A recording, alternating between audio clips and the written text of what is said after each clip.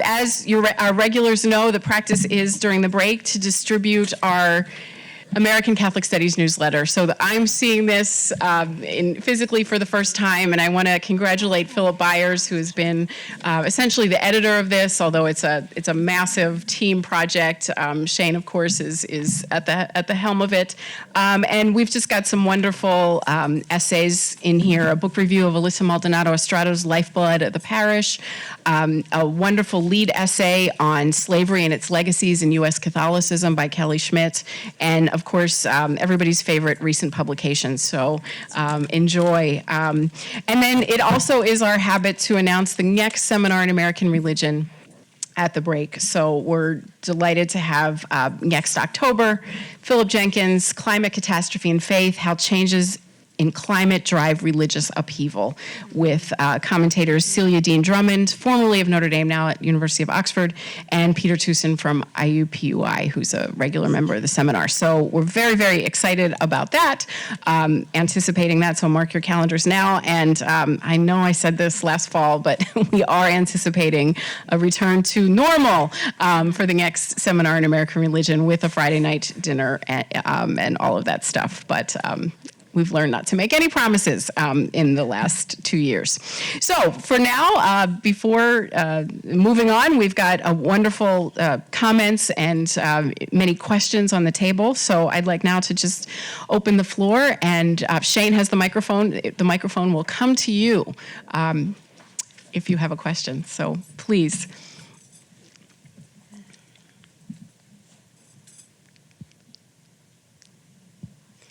And if you wouldn't mind introducing yourself, Emily. Hi, my name is Emily. I'm a doctoral candidate here, and I work under Kathy Cummings. Thank you so much for this book. This was really a joy to read. And the ethnography was, I think, really interesting and challenging for someone who does maybe less ethnographic history.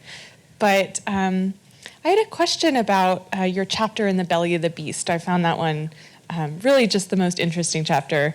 And in it, you're really clear several times throughout that your goal in this chapter and in the larger book is to raise awareness.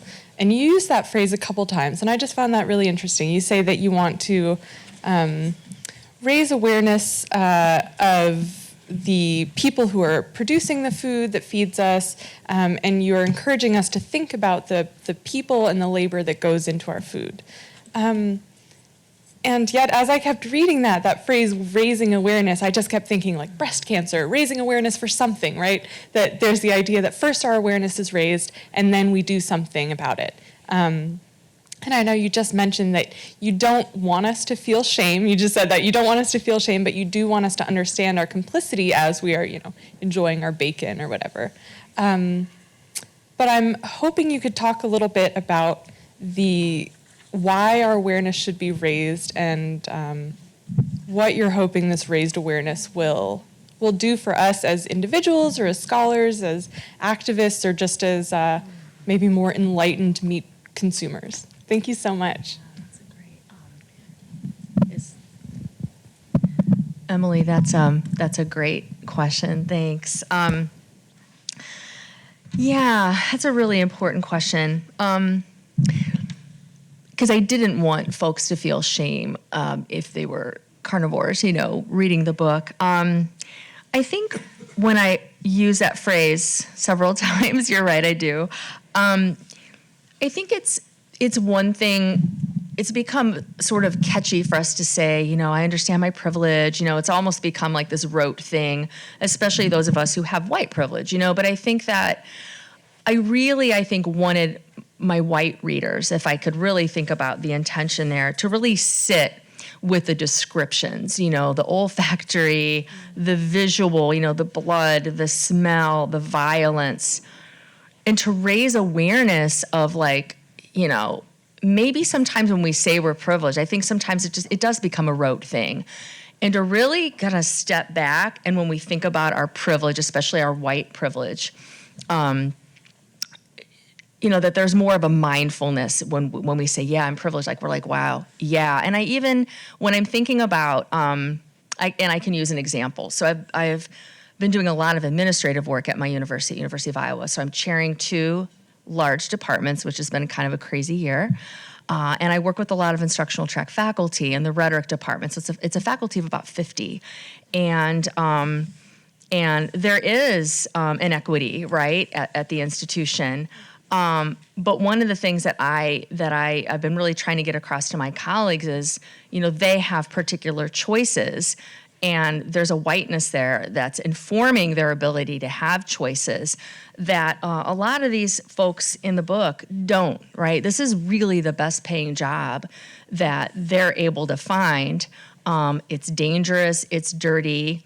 Hearing loss isn't something that I talked about, but a lot of the workers who have been there for like 20 plus years have hearing loss, because even though they wear those little earplugs, there's these little things. So I think, going back to your question about raising awareness and mindfulness, I think that one of the things with white privilege is that we have so many more choices about, where we can work, what places we can work. And I'm always really honest, especially when I'm meeting with groups of anthropologists, about, I do think that my whiteness opened a lot of doors with this project, right? I think if I had been a woman of color, I hablo español, but I think if I'd been a woman of color or a Latina, I don't know if I would have been given the access I was given, and so raising awareness in a lot of levels of our privilege, that we can buy the meat, that it's fairly inexpensive, even though I know prices have gone up since COVID, right? Since the pandemic, but that we just have so much at our disposal that these workers don't. So I think it was many layered. But thank you for asking that question. We can talk more after too if I didn't totally address your question. So thanks. Thanks, Emily. Tom?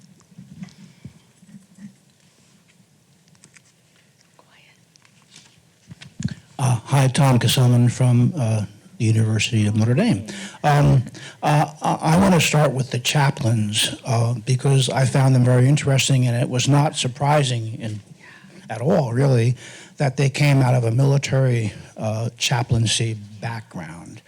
And that started me thinking about how Christianity functions in the two chaplaincies, and in both cases, chaplains their job is to make killing possible, to put it in a very blunt way, and not to stop the killing. And that made me think about the social function of religion, and without being too Durkheimian, I think that it's always good to take that perspective. And if I compare that view that I've just presented of the chaplains, it tracks in a way, according to this book anyway, maybe not some of the more recent research you've done, on the way in which the workers use religion as a way of getting through, of getting through the killing process. And so soldiers and workers start to merge in my mind as I think about this book. And that suggests that religion here functions very much. Resilience is one word. Social control would be a tougher Durkheimian way to put it. So I mean, it's interesting that recent research suggests that that there are silences here. But could you reflect a little bit, maybe, at a theoretical level, on the social function of religion as we see it in this book, as an agent not of change, but of stability, to put it as nicely as you could. Yeah. Tom, thanks so much for your question. I've long been a fan of your own work, and so I really am honored, to get such a thoughtful question from you. Yeah, what you just said about sort of how the line workers and soldiers are sort of merged and like soldiering on and getting through the blood and the danger and the fear. That's really powerful. Update, Joe Blair has recently, he's left the packing plant. We had coffee a few weeks ago, and he's now 50% time minister at the Methodist Church in Columbus Junction, and he's also a hospital chaplain. So he decided he had had enough of the killing floors, and he just wanted to be in ministry, as he told me, a cleaner setting. He's going to probably retire in the next 3-4 years. But there's a little update on Joe. I've stayed in touch with most of my main interlocutors. Yeah, I mean, I'm so glad you asked that question. I know when I got the Louisville grant, this is when the book was called Corn Belt Catholicism, and it was really a tighter study then of parishes and the dynamics of, and is it possible, my question at the time was, for parishes and religious spaces to become truly inclusive? And I think, as you know from reading the book, it's very difficult. This is really hard work. And last week, I've been doing a lot of Zooms with reading groups at Catholic parishes. I've done like 3 in the last month. And so this is with a group from St. Anthony's, their social justice reading group. Next week, I have a Zoom with the St. Patrick's in Iowa City.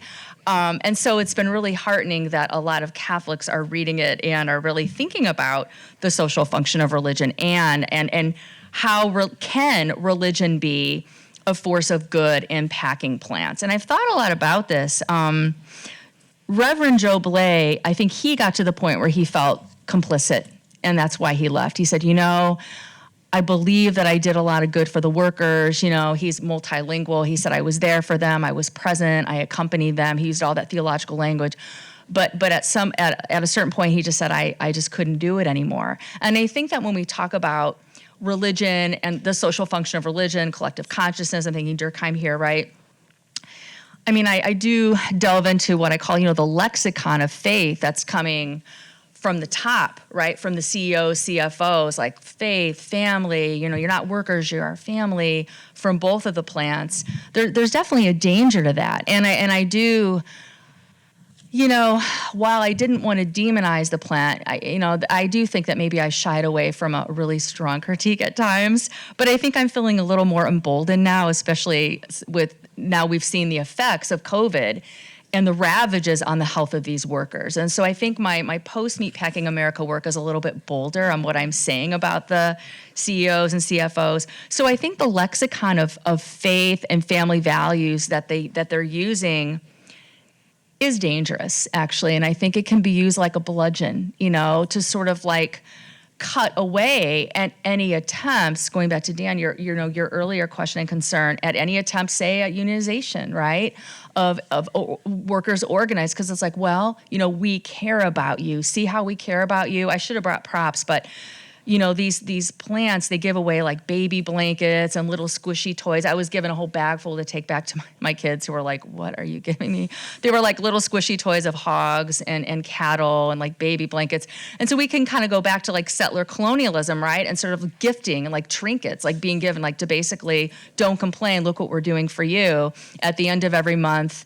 Again, using the lexicon of faith and values that's coming down from the top. It's like, look, you can buy discounted meat to take home to your families. So the men and women who are working here literally smell like the meat, and they're purchasing the meat for their families at a discounted rate. They're purchasing the meat for menudo and the fish, not the fish fries, but like meat fests at their various, parishes. So I think that there is a danger to the way in which the folks on top are wanting the workers and the rest of us to think about the role of religion. But I think that the way in which religion is discussed and lived by the workers themselves, as Dana mentioned earlier, none of them that I talked to, and I interviewed over, a lot of workers, none of them are buying into this as being a sacred place, or like, this is a disgusting place. I'm praying to God. I have my tattoo. I have my rosary, my scapular, just to get me the hell through this shift. Sorry. My daughter's, well, she hears me, she knows, yeah, that was pretty mild, actually. So, I mean, they're onto it, right? They get the end game, right? They're incredibly savvy. And one of the things I wanted to get across with the workers that they're doing highly skilled jobs, and they're just incredibly savvy, and they know the end game, I think. I think I probably would go a little harder now if I were to write the book now. Yeah, I hope that answered your question. Thank you. Just a reminder to Elizabeth and Dan, you're always welcome to pop in if you want to. Kristy, the critique about not going hard enough. It's just knowing your entire body of work and knowing your personality. I mean, it's just it would have been very hard to do that in your writing. Yeah. So, I mean, I'm not, I share the critique, but I think it's just an interesting, because your empathy. I mean, I think to your question, Elizabeth, we did need to know about Tarzan, and that, she goes to see a movie and have coffee with someone, because she wants to go see a movie. I mean that is your empathy is just remarkable, but it explains a lot to me of why it is a sunnier story than perhaps. Yeah. Yeah. Can I address? Yeah, and Of that's course, something yeah. I've been really forthright about. I mean, we all, and I talk to my students about too, this whole myth of objectivity, and I tend to be a glass is half full kind of gal. You know, that's just how I see the world, and I think it's important to acknowledge how our own, to be Gersian here, our own moods and motivations motivate how we go about doing research and writing. I think it's always really important to be really mindful and forthright about that. I think this book could have been written in a lot of different ways. And again, I think quite honestly, I had to sign a lot of disclosure forms, by the packing plants, They were more worried about me disclosing trade secrets about the machinery than they were about me disclosing like details from the field work. And I did share, just so you know too, it's my habit as a reflexive ethnographer, I shared a couple drafts of 2 of the chapters of each of the plants, and they didn't have any issues with it. And so the one thing that they didn't want in there that I stuck with was, as you know, describing the one steer that had an abscess.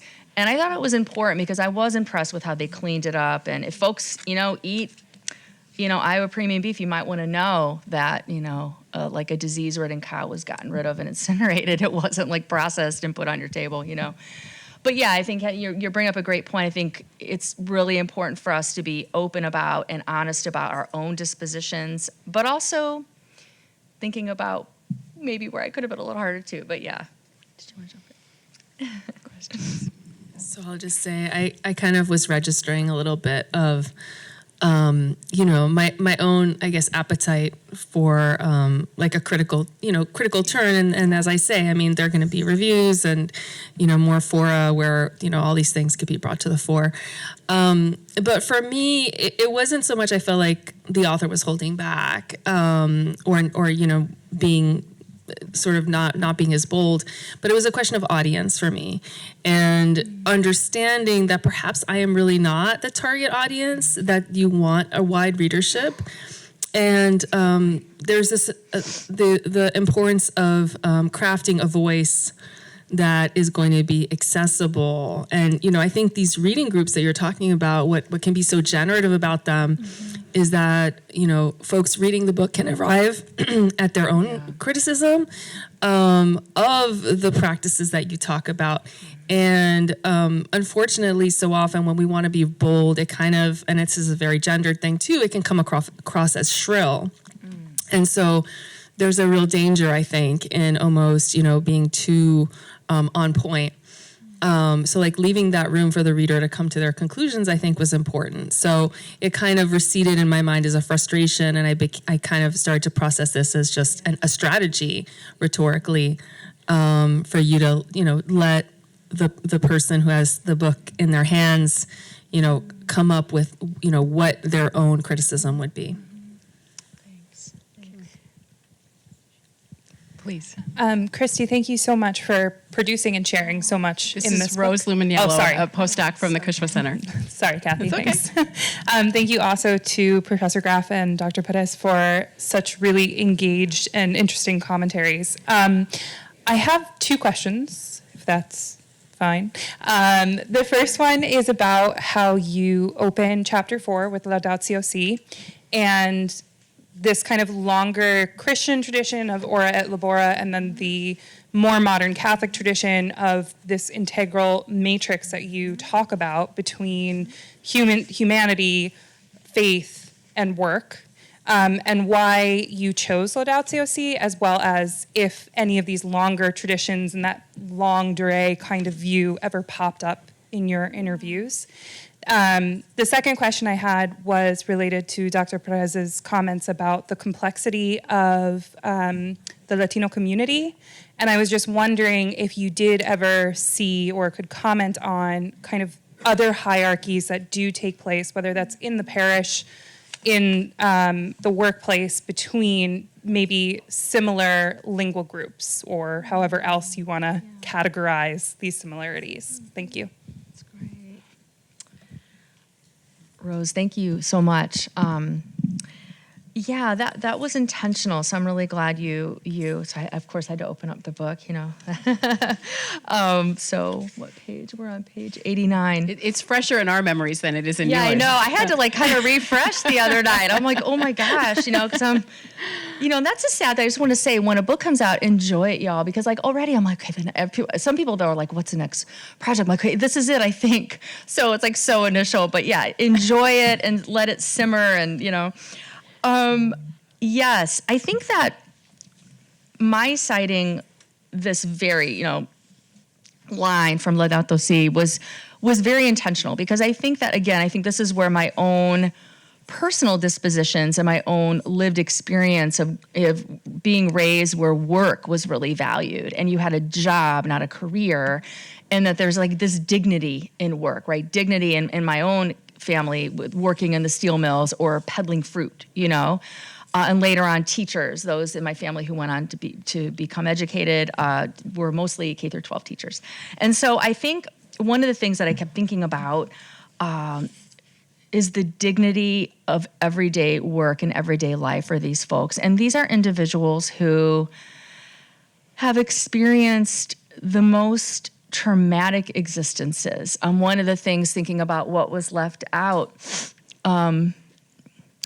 graphic descriptions of rape, graphic descriptions of being a la bestia, and being gang raped, and this was such a hard book to write because there's so much pain and trauma and sexual violence, and in particular by the women. Reina, in the last chapter, there's a lot that she shared that I just, it's, my mentor at Arizona State, Todd Swanson, the anthropologist Todd Swanson, had a really wonderful article. I think it was called like Writing Like a Family or Writing for a Family Member. It was something like that has had a really profound impact on me, because whenever I write, I have pictures or, like pictures from my phone that I would print out. I don't have really a camera anymore, I guess, really.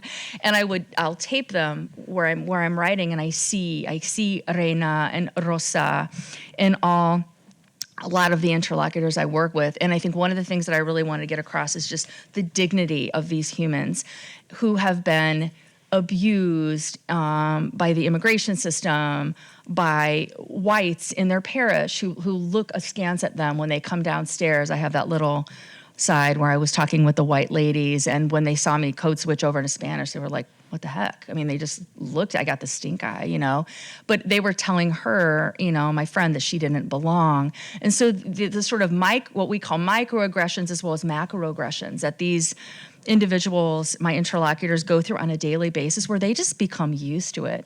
So like having a white woman parishioner look askance was like no big deal to my friend, because she's a rape survivor. You know what I mean? And so it's just like, I wanted to get across the dignity of their work. That's something that is disgusting and horrible and smelly, that they're doing this. And again, going back to your awesome question earlier, Emily, just again, this privilege that we have, the privilege that I had to hear their stories, the privilege that it's in a book that we can read about these individuals. And I found myself thinking, and everybody I talked to at the plant was like, white people can't do this kind of work, and I'm like, yeah, I don't know anyone who could, because we have this like revulsion, right? And we think we're beyond it, right? That we don't have to do this because, and I found that I had internalized that too. Like my parents didn't want me to have to work at the steel mill, for example, So I think that dignity in a broad sense is the big thing I wanted. And also the dignity of the animals, that's something that I'm writing about a little bit more. Now I'm thinking more about the animals, the non-human animals, how we think of them as fungible commodities, just as we think about these refugees, that they're fungible commodities. It's not just the CEOs and CFOs who think of them as fungible commodities, right? We do and have too, and I'm complicit in that too. So yeah, that's all I'll say there, because I know my colleagues probably want to step in too. Yeah. I guess I would just draw attention to like the historical contingency though of that construction, that like white people can't do this. I mean, like Daniel was talking about, like historically meat packers, right? Who are white Americans or like on their way to becoming white from being Italian or being Irish or being German.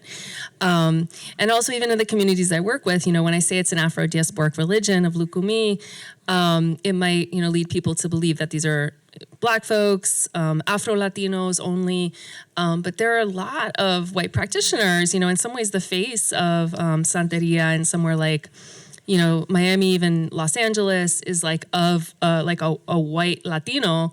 And, they do this work like a lot, but what makes it different is scale. What makes it different is like the pressure to perform. It's for the most part pretty much unpaid labor. And I mean, it sounds kind of perverse, but when people are performing sacrifices, it can be a joyful moment, or it's disgusting in some of the same ways that you talk about it, but because of the smaller scale, because there's that the sense of purpose and meaning, that transforms it into something different, and it doesn't make it less like physically demanding and difficult, or requiring of skill. But there's a way that I think we want to not naturalize in some ways the distinctions that like the producers are making, or the ones that the processors have internalized about, their being like the only ones, because, bodies are malleable, and they can learn just like we can learn to read this work without flinching. Yeah, if I could, is this on? It is. People hear me? Yeah, Okay. it should be on. I just add, it's really, really important, I think, to be attentive to the racialization of work and occupations. Having said that, I mean, we have to realize that in this country, millions of people we identify as white do very low-paid work that people would consider undignified or not being treated with dignity. So Black and brown people significantly overrepresented in those types of jobs that are undervalued. But at the same time, this racialization of that work is a danger in not seeing the face of all those doing it, and the ways in which race is constructed to limit all of our abilities to see what's really happening, and that sort of foreclosing these kinds of alliances. So anyway, I'll just add that. Can I say something really fast on these points? So I just was at University of Wisconsin, I think a couple weeks ago. I met a wonderful MA student there who has done unionizing work with sick workers, SIKH workers out in California, Foster Chicken plant, and her family member, she's first generation to not work in the Foster Chicken plant. And so we're working on a co-authored piece right now too. And it's one of the things that they've been successful doing at the workers, the sick workers, is banding with other ethnic groups. And I think Daniel mentioned this earlier.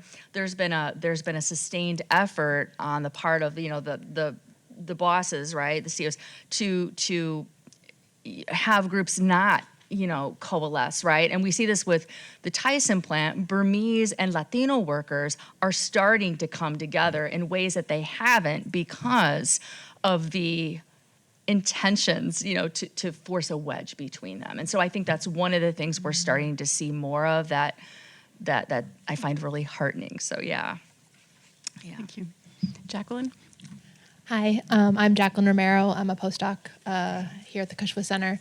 I just wanted to say thanks to everyone involved. This is my first year being able to attend the SAR series, and I'm just been really impressed at the high level of conversation and quality overall. So thank you so much, Kristy and commentators.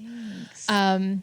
Speaking on this topic of racialization of work, I was interested at this idea that this multicultural context or environment has sort of come into play because of economic factors and economic growth, and how you discuss how even that formation of multiculturalism requires a certain amount of white buy-in, right, for this to come to fruition the way that it does. And presumably long term, that will need to continue to have a certain amount of buy-in from white workers and the sort of ambivalent older white parishioners that we hear from in the book. And I'm just wondering your perspective from doing so much rich ethnographic work. Do you have a sense of what that buy-in might be for your white interlocutors or the community involved? Like what might move them to see the benefits of this? Since it's always interesting to look at the ambiguities of, they're embracing their refugee coworkers or laborers, but then, their politics might reflect otherwise in terms of a broader systemic. So I would love to hear your thoughts on that. Thank you. Jacqueline, thanks so much for those are great questions, and welcome to your first SAR. I remember being in your position. I don't think I was brave enough to say anything. I was probably in a corner somewhere. So good on you. That's awesome. You're in a wonderful place, a wonderful learning environment. I always love coming here. So I'm glad you're, doing so well. That's such a good question. The white buy-in. I can give you some examples of what's starting to happen because I'm continuing field work as I'm moving on to the new project, but I'm sort of still immersed, So there's been some shifting. There's been some movement with priests, and I think it's going really well. So Father Roberto Trevino, he was exclusively at West Liberty. He's now Columbus Junction and West Liberty. He is the priest who's really thrown himself in full force with working with Escucho Mi Voz, and there are white parishioners at St. Joseph Columbus Junction who are starting to go to the Escucho Mi Voz because their new priest, even more so than I would think Father Joseph, is just been completely honest, saying we need to have a reckoning here. He's been really clear, even more so than I think Father Joseph, who's the sweetest man ever, but I think sometimes shied away. He was really worried about conflict, but Father Trevino is like, hey, if we're going to flourish, I'm translating, he gave this homily in Spanish, but if he said, we're going to thrive, things have to change. So I think, in this case, it came from the leadership where he's really challenging the white parishioners. They're starting to have some language classes at St. Joseph and Columbus Junction, Spanish language classes. A small group of white parishioners are starting to go, small but mighty. This past year at the Our Lady Guadalupe celebration in December, there were more white parishioners from the parish going to it. Record numbers are probably 20. That's a lot actually for this parish.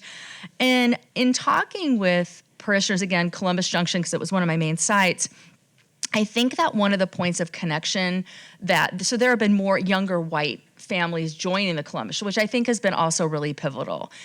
It's an aging white population at that parish, but you have younger families and some white families actually who work at Tyson. So this is a new phenomenon where they see the love of family and large families among their Latino co-parishioners that really resonates with them. And so they're really seeing that connection with family. So those are some good things happening in Columbus Junction.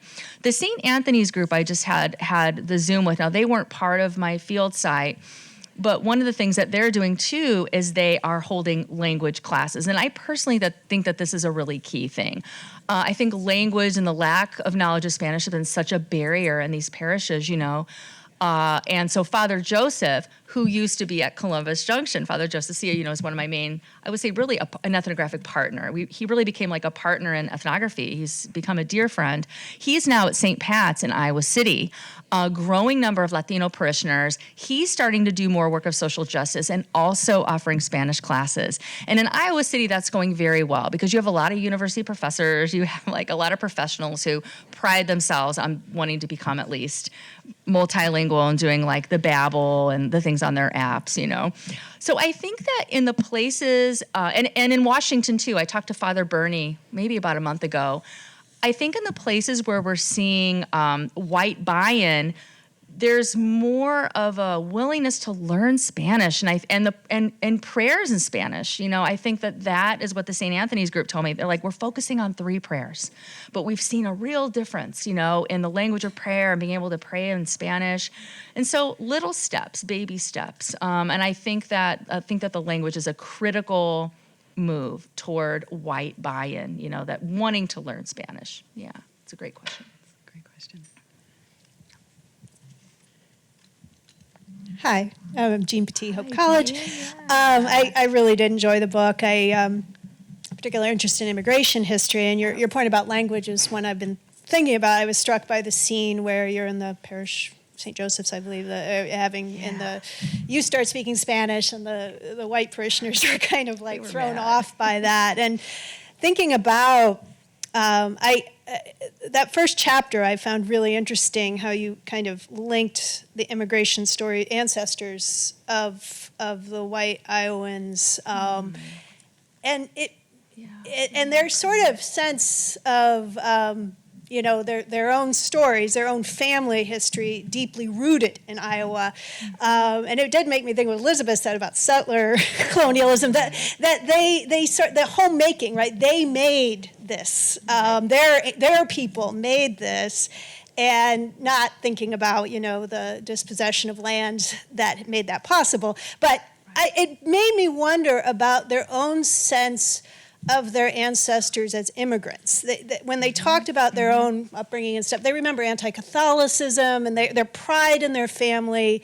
But I'm wondering how much, and as they talked, how much they saw possible links or differences in the immigration stories of their families and their new community members. So, Jenny, that's a great observations and question. Absolutely. I mean, I kind of call this the sticky wicket of whiteness, right? I'm trying to complicate white racism, right? And I think that one of the points where my white interlocutors found a point of connection, but not in the immigration experiences, they would say, yes, our families are immigrant. We're descendants of immigrants.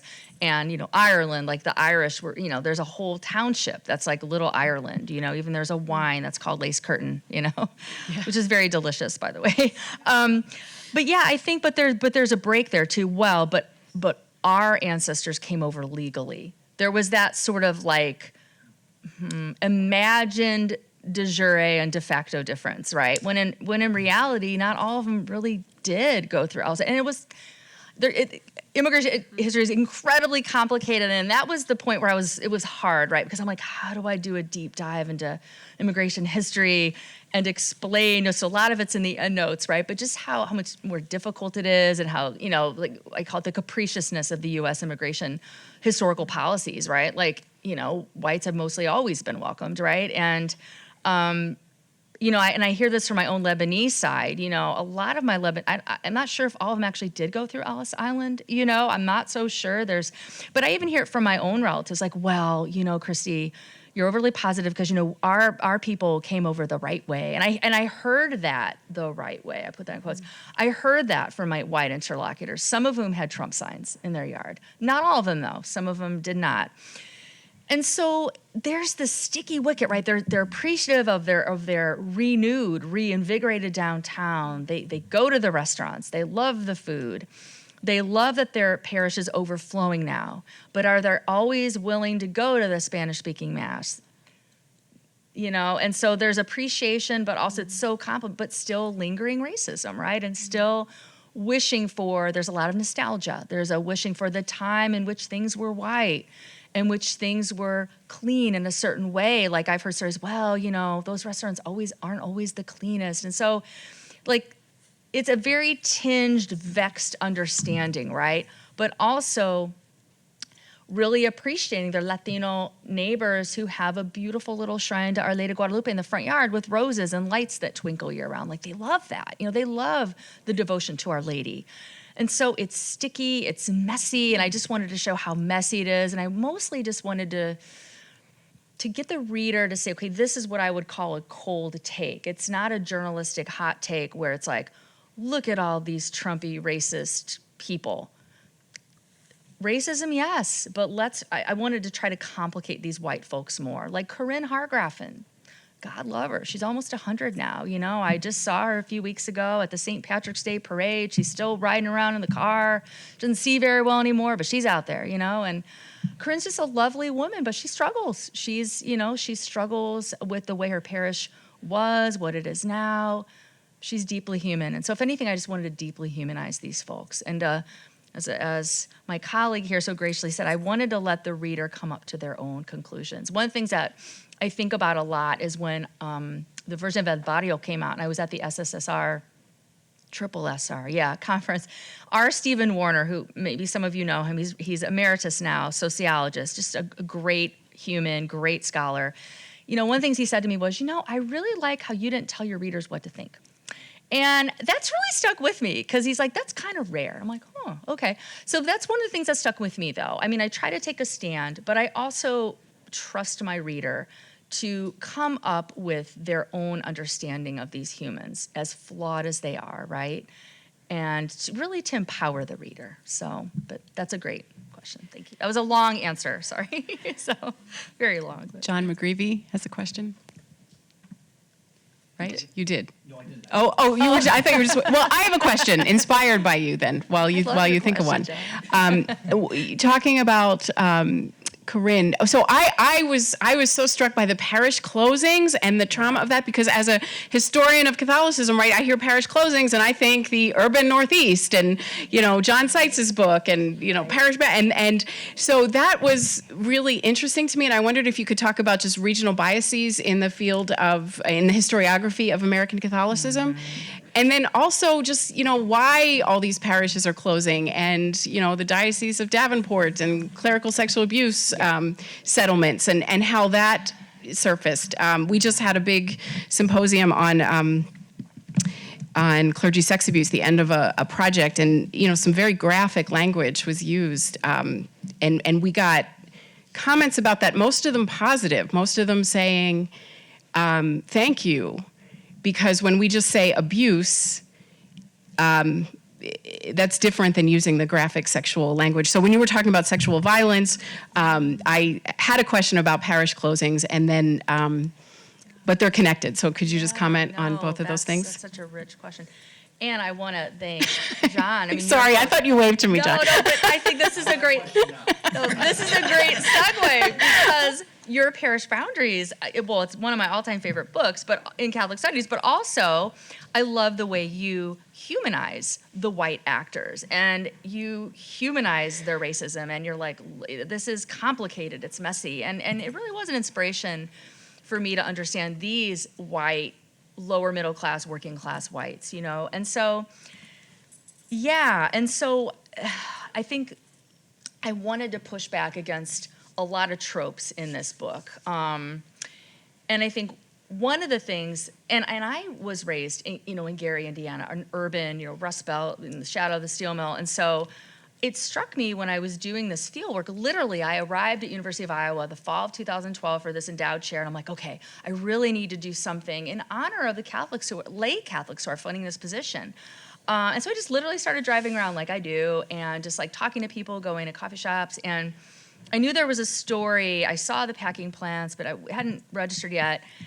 I was surprised by the ruralness of the state. And I know that sounds really naive, but I think I had been steeped in my own graduate education that the history of American Catholicism is an urban experience.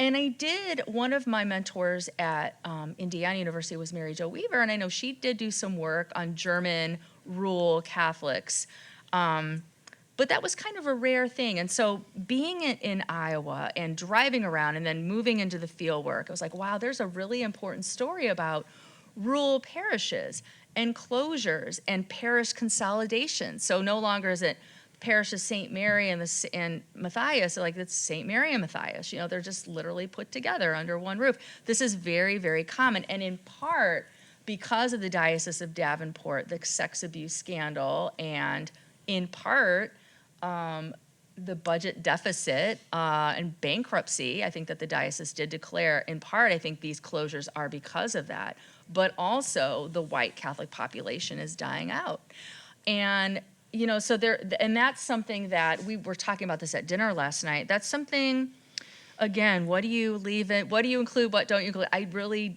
None of the Catholics I interviewed talked about sex abuse, but I didn't ask about it either. Mm-hmm. It's something I didn't ask about, and that's something that I have thought about.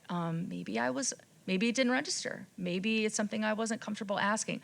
And so just so you know, it's something that when a book comes out, sometimes it's hard to appreciate. It's like, oh, I wish I would have done this. I wish I would have done this better. And I'm kind of hard on myself. Those of you who know me, I'm sort of self-effacing. Maybe I would have been a good penitente in another era, But I think moving ahead to this next project, looking at, and knowing that in my own family, there's been a lot of sex abuse survivors, priests, but also family members. And I think that's something that I will have to reckon with. In terms of sex abuse, where it came up among my interlocutors was on the migrant journey. That's where rape and violence happened. The stories they shared about violence was always on the borderlands or the crossing experience, not when they arrived. So I can feel good about that. But I didn't ask. So since and maybe because I didn't feel equipped to ask, and so that's something that I've been thinking. No, I was more referring to just the connection, the financial connection, but also just the use of graphic language, which you do in terms of describing your experience. So thank you for that. Jim, did I see your hand up? I'm not going to trust myself anymore. So Jim Connolly and then John McGreevy.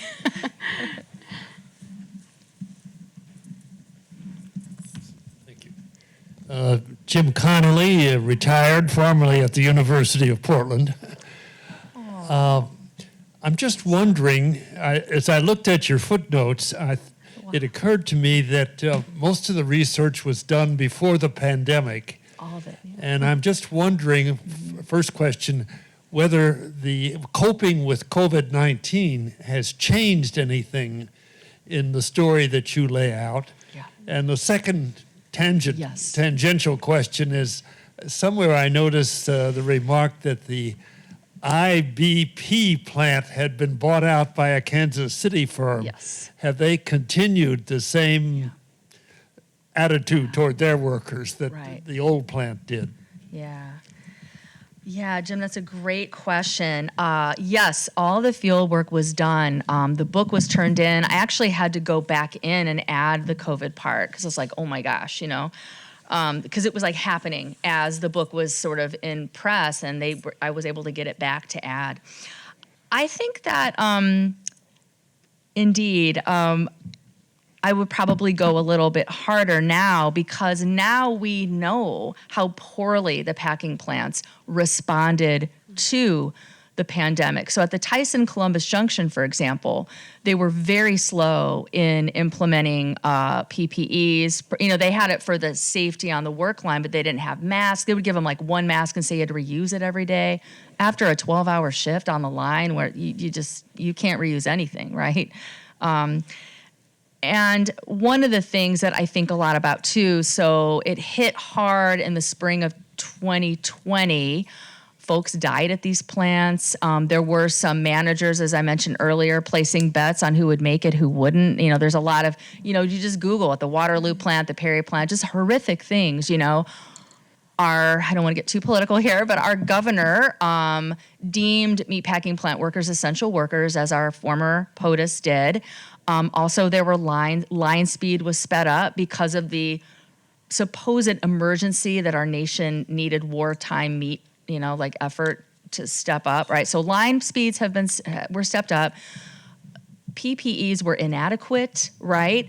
And so what happened at the Columbus Junction plant was, and this is something that didn't make it in the news, I talk about this in the Univision documentary, the plant closed down for 2 weeks in April 2020, not 2022.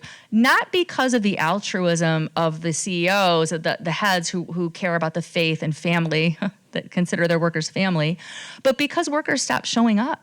The Burmese workers and the Latino workers in particular pretty much said, and this is before Escucho Mi Voz, the unionization, but that was I think, a break, right? That's when, we're not gonna get abuelita sick or grandma and grandpa sick who are taking care of our kids and their kids while we're at work, right? Because, these families live in extended families, right? Mm-hmm. And so a lot of times you have grandparents caring for the grandchildren. and helping out with cooking while their own kids are at work. And so it was because the workers didn't show up. And we saw this out in North Carolina too. And so I'll be really interested in seeing what happens in North Carolina. My friend Joanna Sirk-Smith, she just got her PhD from UNC, a wonderful dissertation on meatpacking in UNC. We've been talking a lot about this, how similar North Carolina and Iowa are, because we're red states, we're right to work states. So I'll be really curious if unionization starts there too.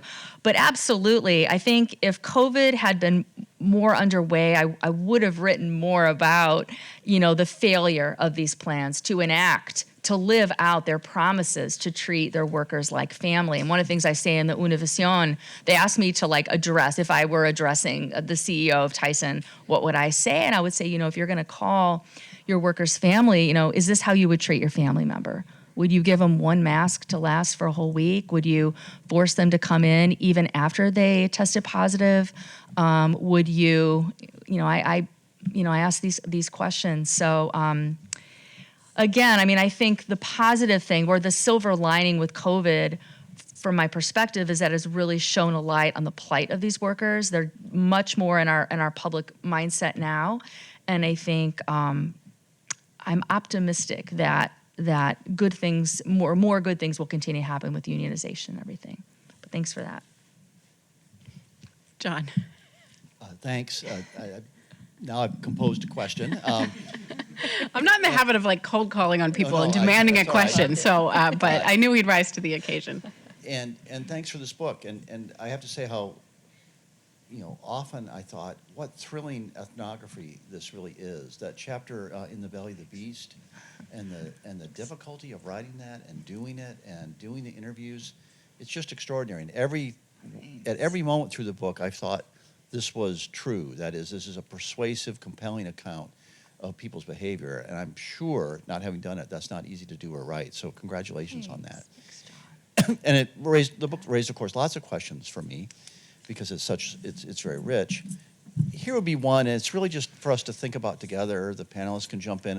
And for me, I am a person who's always telling people what to think, unlike you. And so I want to say for the moment, this is a genuine question I don't know the answer to. Yeah. But you could read your book, and we could listen to the conversation today and think, what we're moving toward, hopefully, is a multiracial working class solidarity that is Latinos and whites and Burmese and African migrants, potentially on the packing floor and potentially in the community too. And that working class multiracial solidarity would have a kind of left-leaning dimension to it, about reorganizing class relationships and thinking about more just and dignified lives for workers. And that's what the panelists want, and that's what you want, I'm guessing, and there's some evidence toward the book pointing toward that. You don't want that? Well, here's the second part of my question. Other people would say, and by the way, lots of really smart Republican Party operatives would say right now, I want a multiracial working class solidarity too, and I want it in the Republican Party, and I want it framed primarily around culture, against liberal elites, et cetera, et cetera. And there's some evidence that that's happening too. Yeah, that's right. That is pretty significant drift in the Latino population towards support for the Republican Party. A lot of people thinking 2022 could be a breakthrough moment there, a big shift. We don't know how that's going to turn out. Right now, I think it's close to a majority of union households voted Republican in the last election. So I'm just speculating. I don't have an answer here, but you could read your book and point right toward working class multiracial solidarity A, and not know that working class multiracial solidarity B is also a real possibility. And, based on the last 12 months at least, quite real. Maybe a little less real than A, but possible. How would you write a book that could encompass both? that is both the yearning for multiracial working class solidarity, that I think you point to, and you're such a good, honest ethnographer, you show the complexities of, but also recognize that most working class whites in this country, and now it seems many working class Latinos, might be pointing toward B, framed more around culture than around the experience of work. Wow, that's such a rich question. Yeah. Do my panelists, fellow colleagues, I'm processing like I want to thank Professor Cummings for making Professor McGreevy ask a question. like a really hard question. Wow. I could just answer a little bit, Yeah. but if you want to think about it, Kristy. Got it. I do need to think about it. In terms of, I think it's a great question. I do think this is where, I think it's less likely, Brother McGreevy, that working class solidarity will cross racial lines within the GOP right now. I think what it will likely be is working class highly divided between white and non-white. So I understand the sort of future of Latinx politics somewhat up for grabs, but 2016, I mean, the union households voted for Trump over Clinton, but it's white voters voted for Trump over Clinton cross class lines. If you take out white union members, there's no union members that were voting for Trump, or very few in 2016, and the same will go for 2020. So working class interracial solidarity is a project from whatever perspective that's a challenging one. I think the questions may still center around racial division. Having said that, though, I think that I think this book helps us think about how to ask those kinds of questions. This lexicon of faith and family. I earlier talked about the silences in the book, but Kristy surfaces workers' voices deploying the same vocabulary of gratitude for economic opportunity, good pay, good jobs, that I think obscure as much as they reveal, but I think it's a sign that that lexicon is the public discourse around work in the United States today. And that, it doesn't mean that some of those voices, it doesn't mean I'm questioning the authenticity of a Burmese immigrant or a Congolese immigrant saying I'm grateful to have a job. That's a starting point, though, for a sort of understanding the sort of deeper relationships between themselves and their work and all sorts of other things. So I think that, I guess what I would say is, maybe I should stop rambling at this point and just say, I think it's a great question, but to me the answer is it's less likely that a working class coalition is going to form within the Republican Party across racial lines, and it's a cross-class white coalition. But So, save me, Professor Pérez. oh my.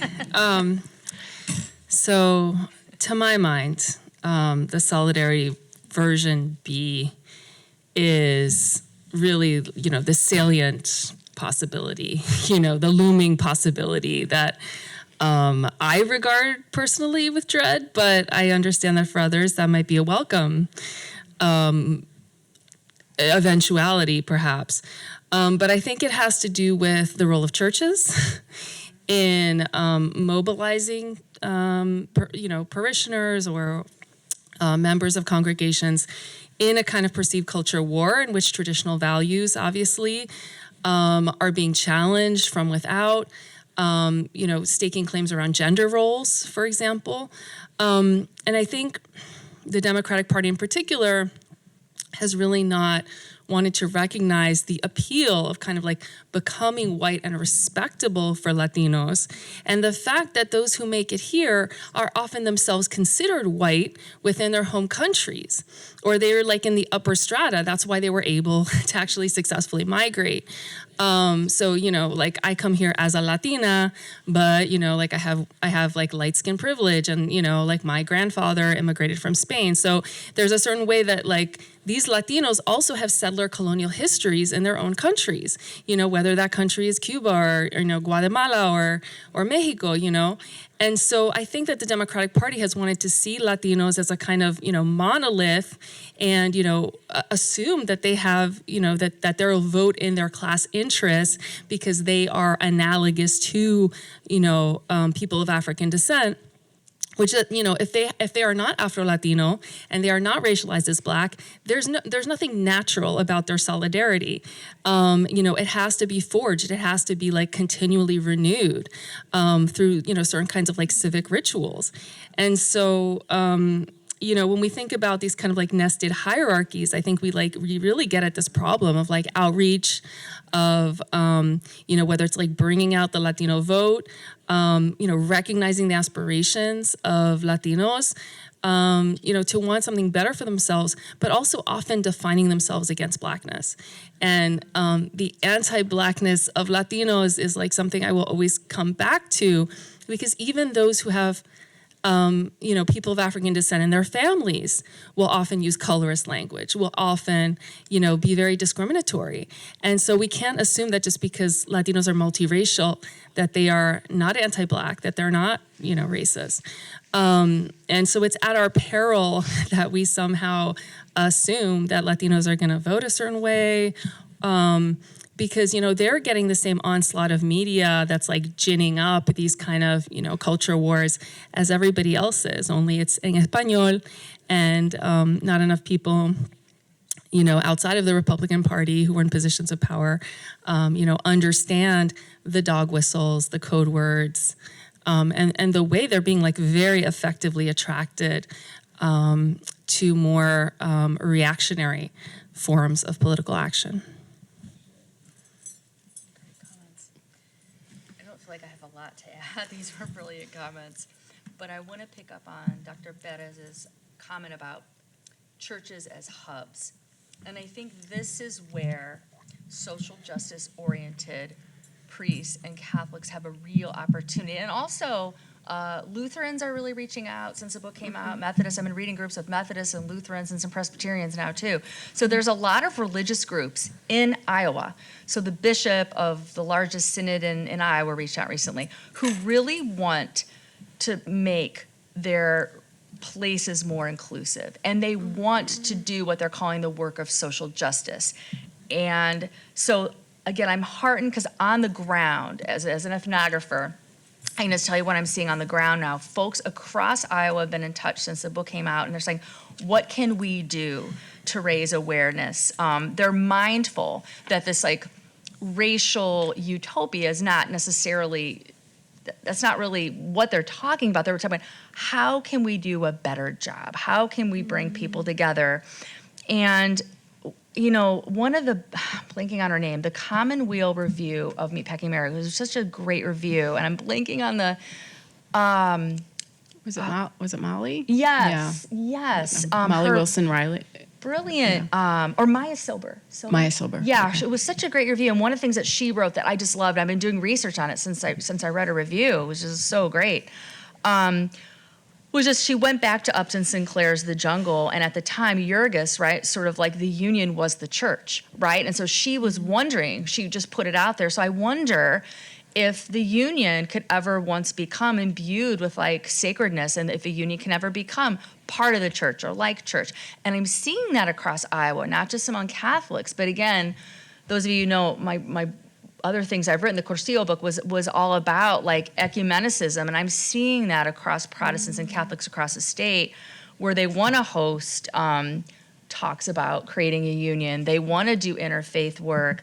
And so I'm wondering, can parishes and churches become the crucible of like the next wave in unionization and pro-worker maybe solidarity. I don't know. I don't want to be like pie in the sky Pollyanna here, but I think we're starting to see changes, and those of you who are better historians than I am, I mean, I can put on a historian hat, but those of you, for whom it's your primary methodology, I mean, we talk about continuity and change. I'm wondering, maybe we are going back to like late 19th, early 20th century with those early unionization efforts. So I'm heartened.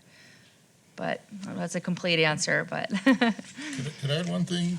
Please, I'm hoping you're going to say sure, and the Higgins Labor Center is going to be at the forefront of this. Earlier I talked about this binary between resilience and resistance. Yeah.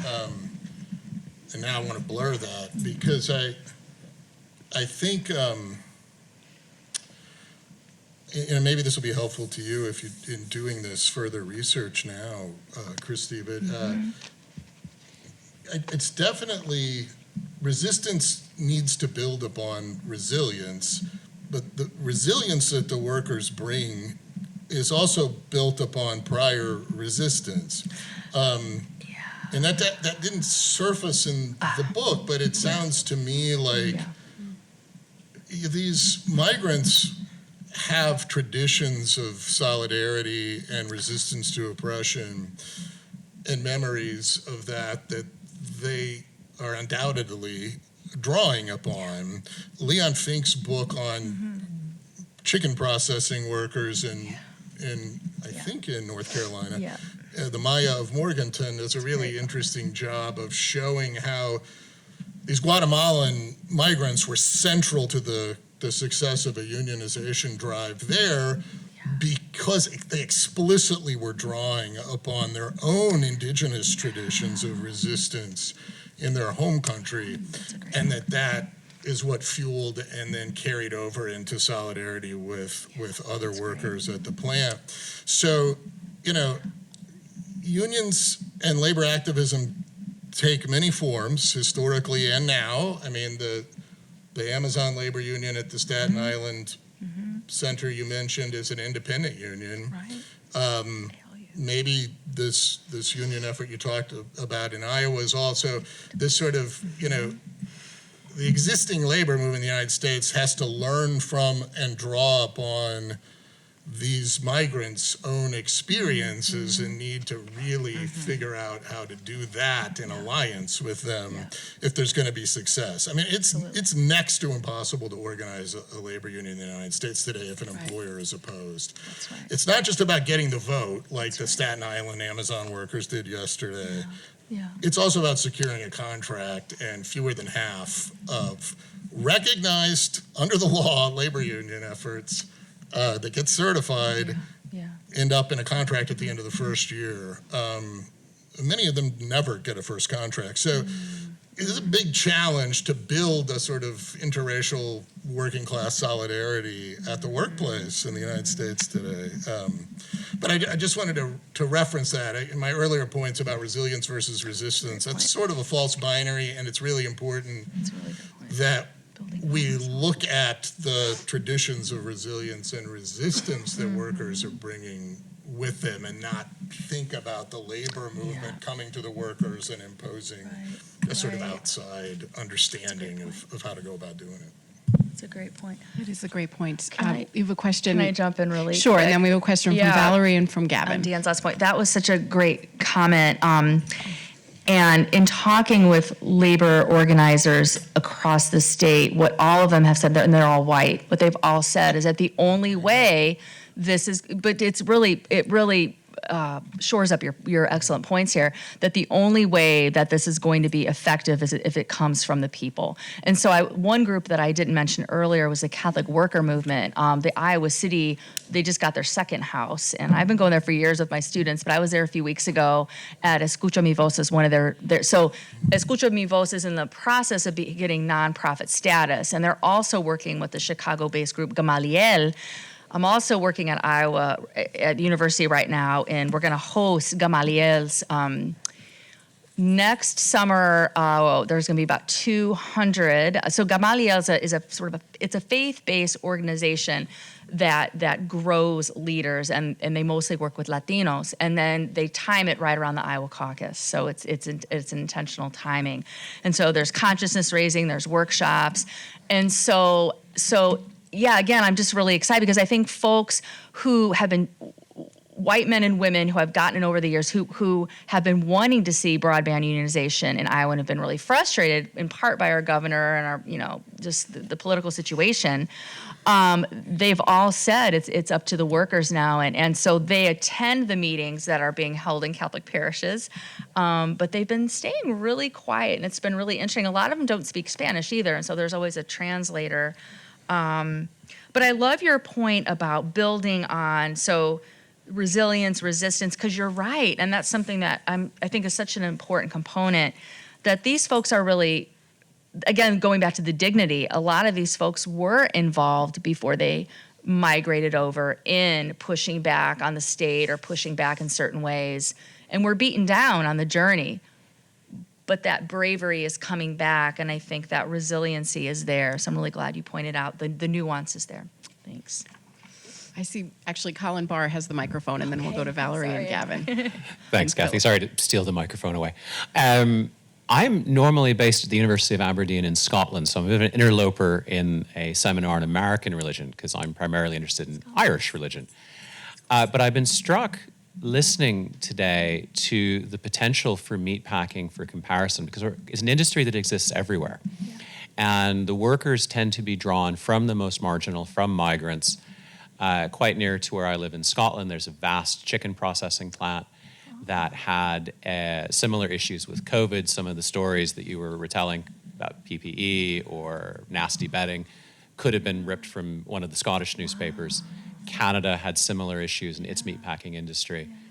But of course, the profile of the people who work in these plants is similar socioeconomically, but distinctive in that in Britain, they tend to be drawn from Eastern Europe.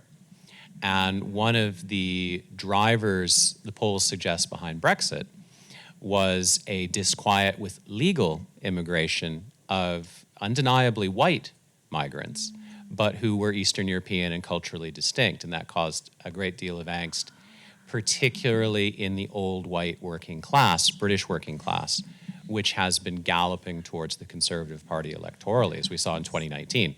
With the collapse of the so-called Red Wall.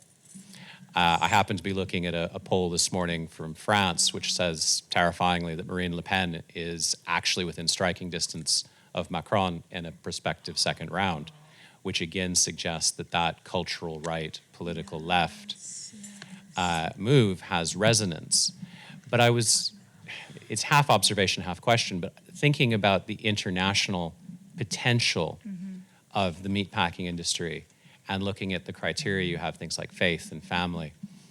But whether this tells us something unique to the American story, about which I confess complete ignorance, but whether that might complicate the American story as you see it, particularly but not only politically, by looking at Britain or France or Canada through this fascinating lens. Thank you for that. I mean, I'm going to have to do some reading up now. I always love homework, always a student. That's fascinating. I think you're right, the broadband global implications. I always love Elizabeth Cohen, actually, whose essay was in your edited volume, on the broadband, looking at, there has to be the local, the national, and the global, right? This broadband internationalism. So I think that's, and that kind of takes us back to John, your question that you posed to us about sort of the left and the right and working class and whiteness. I don't really have a response, but just thank you for that. I'm going to do some more reading, and It's a great question great. to reflect on. It's So really we are rich. nudging toward the end of our time together. So I Right. want to make sure that everyone who has a question, I see Valerie and Gavin, and then Philip has a chance. So Valerie, please. Hi, I'm Valerie Sayers. I recently retired from the English department. a retirement I'm enjoying, I must say. In my last semester, I co-taught a course with Dan Graff called, I think, Labor, Narrative, and Catholic Social Tradition. So I wanted to say I especially enjoyed the narrative engine of your book. And I'm intrigued by your comments about what you see happening in this moment in terms of grassroots organizing, and also by your question, can the union be more like the church? I wonder if you'd consider, can the church be more like the union, at least in terms of grassroots organizing? Do you see any evidence of that kind of call for voice, for recognition, either at the level of things like parish councils, or I don't know if there's a lot of activity in the synod process, but do you see any kind of parallel request for agency in the church? That's a great question, and that must have been a great course. Wow, that must have been fun. Wow, and co-taught too. Those are the best classes. Well, first of all, Valerie, I'm so glad you're enjoying your retirement.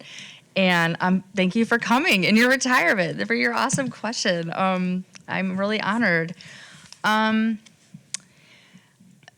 the church be more like the union? I think that in Iowa, it's taking Latino, non-white priests mostly to drive this, because what they say is resonating much more with their Latino parishioners. But there have been white allies like Father Greg Steckel, formerly of West Liberty, who is now a hospital chaplain.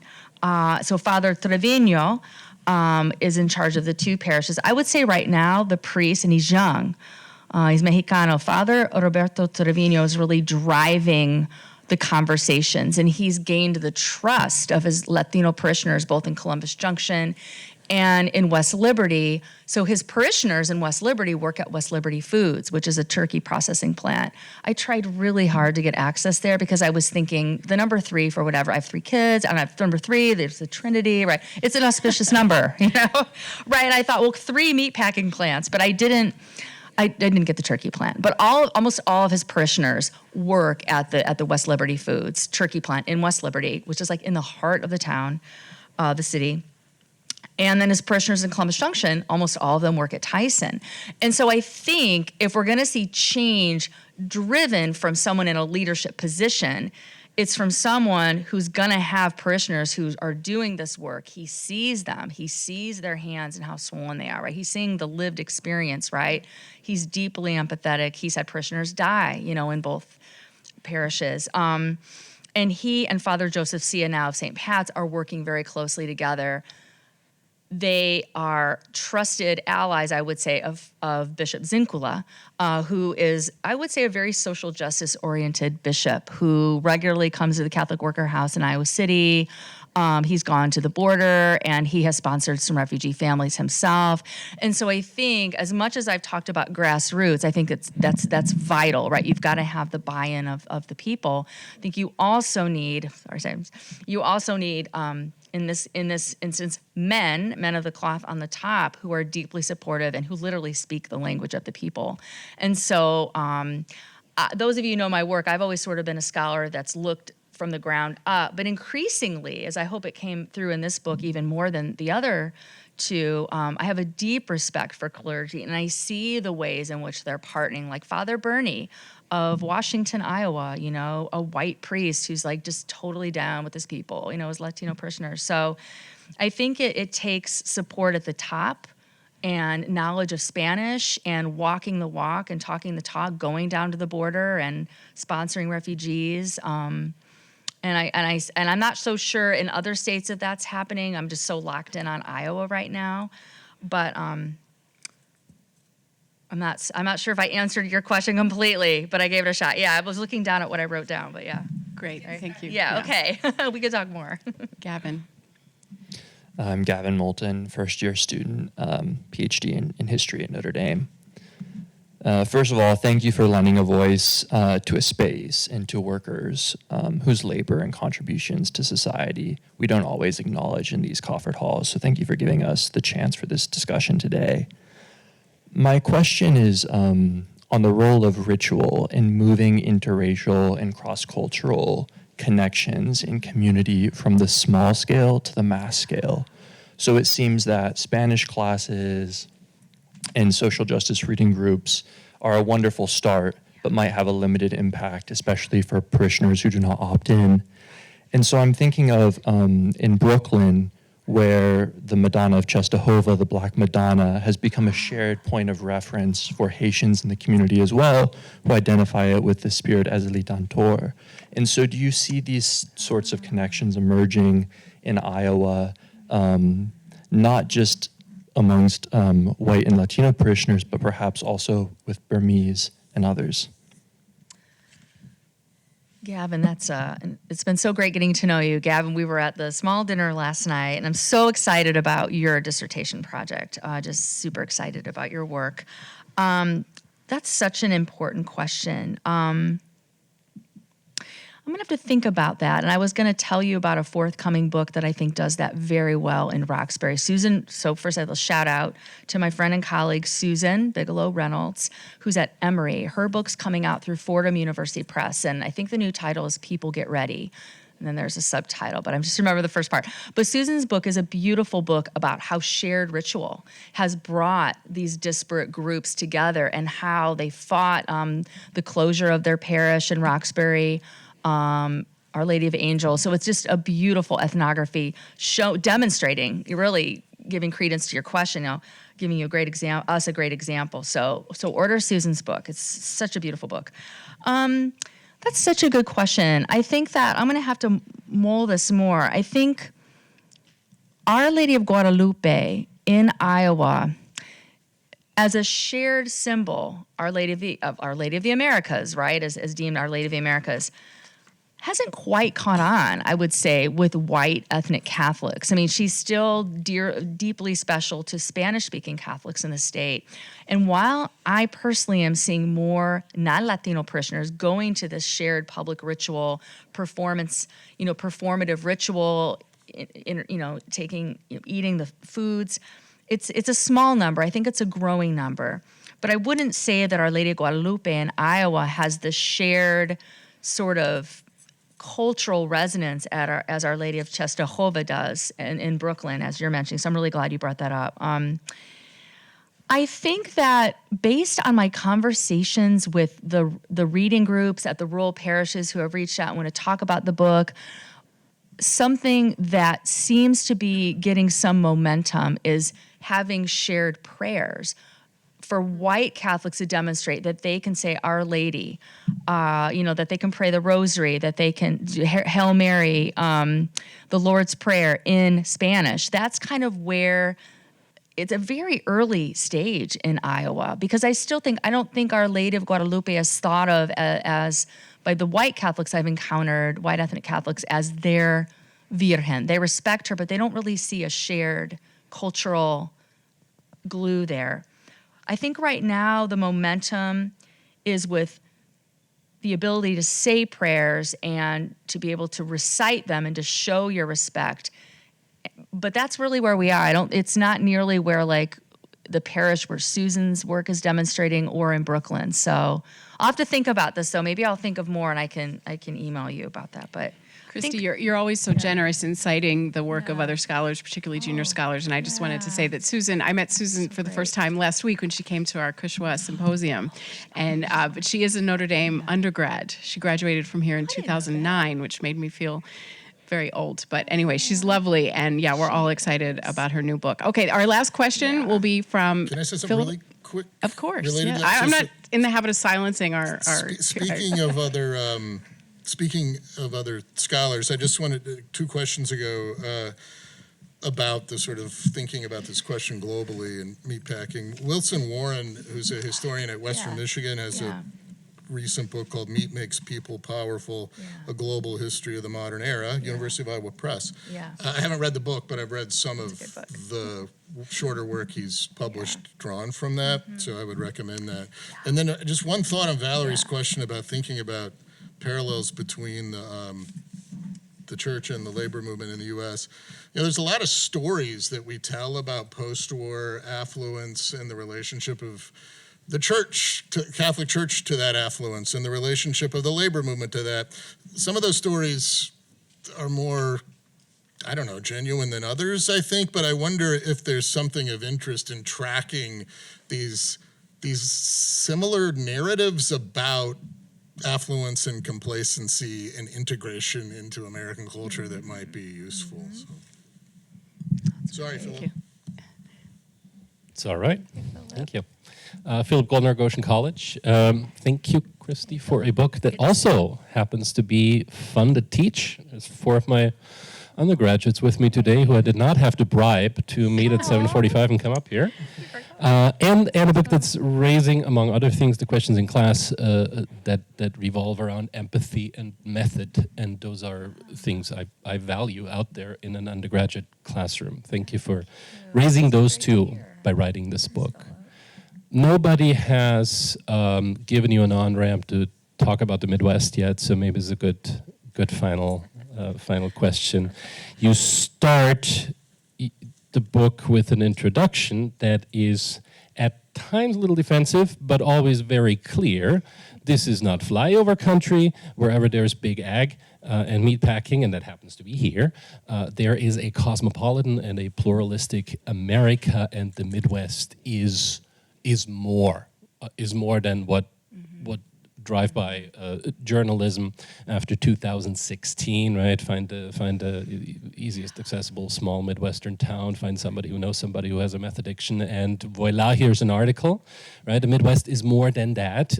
It is at the hub of a pluralistic American future as well.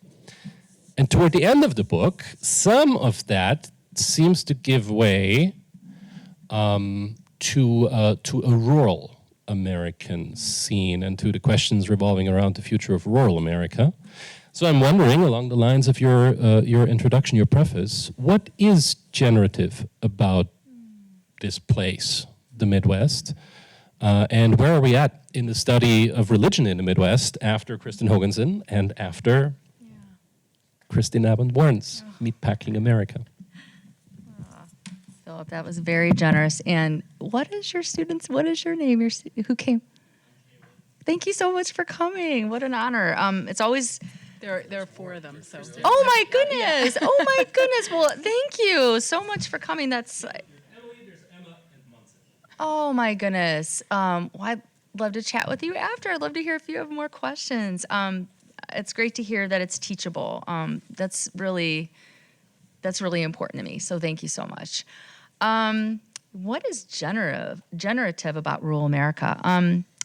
One of the things that I hear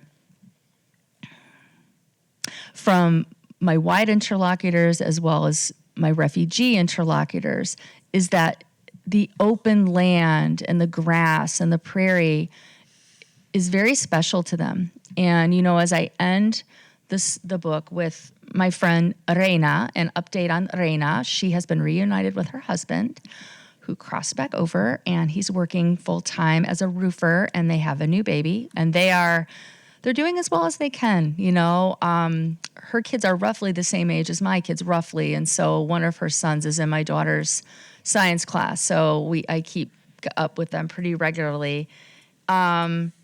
So that's a positive. Just a couple of folks have wondered about what happened. And Rosa and her growing family, she now has another daughter, one in the beginning, Kathy, is also doing well. So I think when I think about all the stories I gathered and those that conversations I continue to have, it's the open, it's the land, it's space.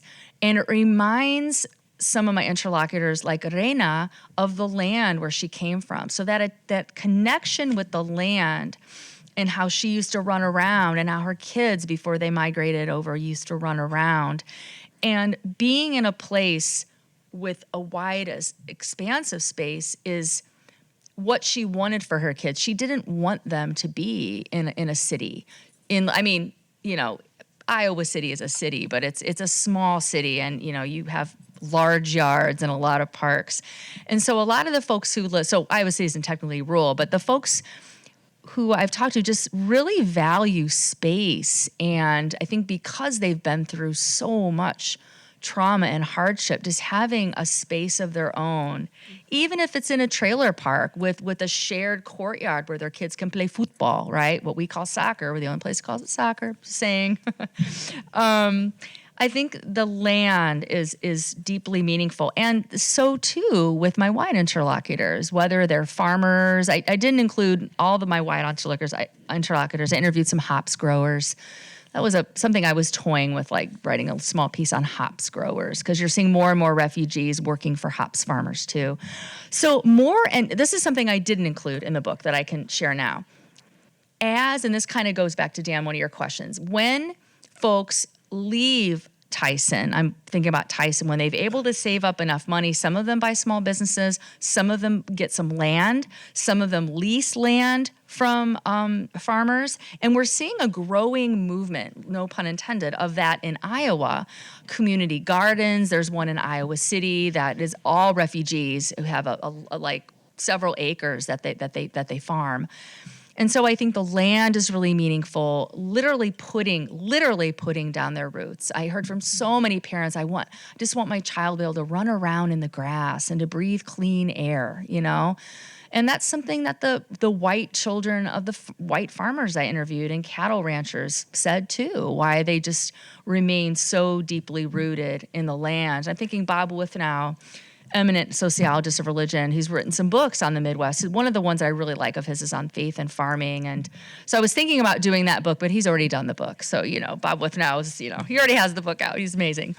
But, it's in the blood. You hear that language. It's just in the blood. And you hear that kind of language. It's just part of me. And Sarah Smarsh's wonderful book, Heartland, too. I mean, she talks about that from her own working class white family's history of why the land matters and why rural America matters, And I also wanted to get across that, again, pushing back against tropes, that we think of the Midwest as this monolithic space. I mean, no space is monolithic, right? And so hopefully the stories that you all read, that are now inside of you in your heart, hopefully, that we realize that it's just a lot more complex than maybe we thought of it before. And me too. I'm like, oh my God, this is like a mini UN. When you walk back at Tyson, there's like 20 different languages on different signs saying welcome. It was, I was a minority. And one thing is, I think as an ethnographer, it's been so important for me to experience as a white woman, now middle class, upper middle class, not always, but to be a minority. So, because how many opportunities do we have to be a minority as whites and to grow from that, right? And so it was a deeply meaningful, and I was a little scared when I have to admit, moving to Iowa and doing this project, but I love Iowa. We go hiking every weekend. We find new trails, that aren't usually marked, for better or worse. So that's some injuries, but. All right. We are coming to the end of the seminar, and I want to give our commentators, if they wish, just a chance to say a final word. Not obligatory, but if Elizabeth, is there anything more to say? Well, there's a lot more to say. Just thank you for your questions and for sharing this morning with us. Thanks. Thanks.